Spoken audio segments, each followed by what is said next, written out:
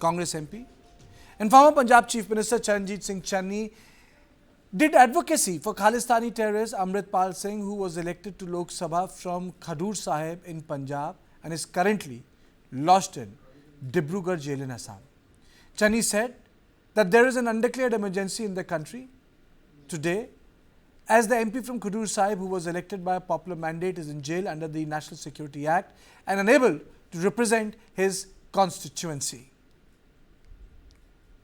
हर रोज इमरजेंसी की बात करते हैं कि इमरजेंसी, लेकिन जो देश में आज अनडिक्लेयर्ड इमरजेंसी है उसका क्या है?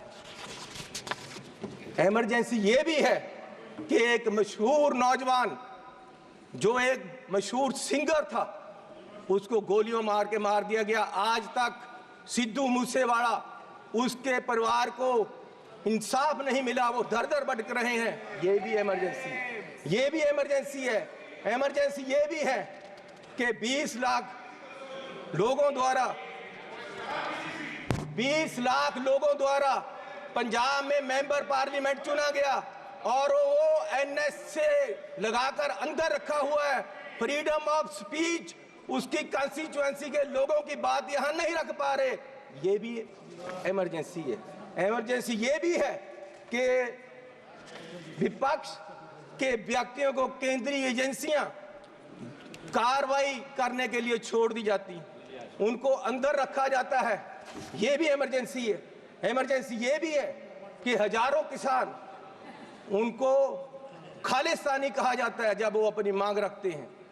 अरे पंजाब कोई देश की धरती नहीं है, पंजाब हमारे देश की धरती है।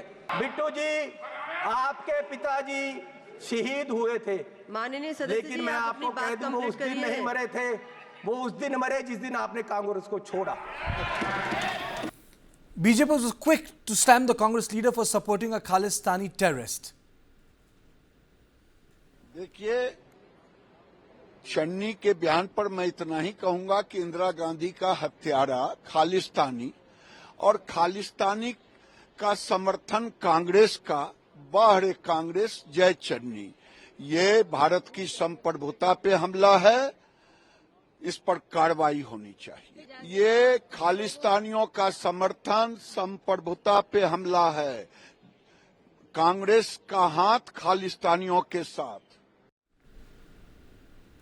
However, this wasn't the end of the row, as the Congress MP also taunted BJP's Ravneet Singh Bittu, his former colleague in the Congress party. He made a personal remark at Bittu and said that even though his grandfather was killed by terrorists, however, he died the day he joined Bharatiya Janata Party. Bittu's grandfather, former Congress CM Ben Singh, was assassinated in a suicide bomb attack at a secretariat complex in Chandigarh on August 31st, 1995.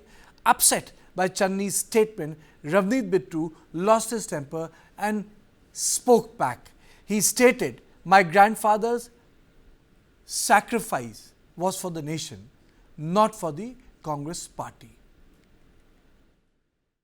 उन्होंने मेरा नाम लिया, मेरे दादाजी सरदार बेअंत सिंह जी, उन्होंने कुर्बानी देश के लिए दी, कांग्रेस के लिए नहीं दी, देश के लिए दी। और ये इस चन्नी की ये अपनी जायदाद पूछे इनको, ये आप गरीबी की बात कर रहे हैं? अगर सारे पंजाब से सबसे अमीर आदमी ये ना हो और सबसे करप्ट ना हो, मैं अपना नाम बदल दूंगा। हजारों करोड़ का मालिक ये चरणजीत चन्नी है। और ये गोरा किसको कह रहे हैं? माननीय सदस्य सोनिया गांधी जी, वो कहां की है ये पहले बताएं। The charge war of words between Channi and Bittu created an uproar in the parliament, leading the speaker to adjourn the session briefly. Channi defended his statement outside the parliament and accused BJP of twisting his words. मैंने गरीबों पे बात की है, मैंने किसानों की बात की है कि किसानों का जो आप MSP की गारंटी की वादा किया था वो नहीं दे रहे हैं। तो मैंने पूरे बजट पे चर्चा की है और पूरे देश में जो हालात हैं, जिस तरीके से देश फाइनेंशियली डूब रहा है, उसकी बात की। So the big question, has Channi done a big self-goal by batting for Khalistani separatist Amritpal Singh? One, secondly, why did he need to name him? And third, the fact is that the gentleman, one from Khadur Sahib, also represents a strain within the politics of Punjab. I am joined by Vipin Pabi, senior journalist, who joins me from Chandigarh, and Brijesh Pandey, input editor of News9 Connected TV Live. Mr. Pabi, to you first. Big goof up by Chennai? Well, Karthik, I must say that, a lot of political rhetoric has taken place today, and a lot of statements have been distorted and all that. But certainly, I'm not defending Chennai, the kind of speech that he gave and tried to equate Amritpal saying that Khalistani supporter with others. So that was not done. But at the same time, I must tell you that, Chennai and Bittu have been old rivals, although they were both in Congress. But Chennai was opposed to the Amrinder Singh camp, Captain Amrinder Singh, and Bittu was a loyalist. And so because Amrinder Singh, Sunil Jakhar and everyone else joined the BJP, they also ensured that Bittu also joins it.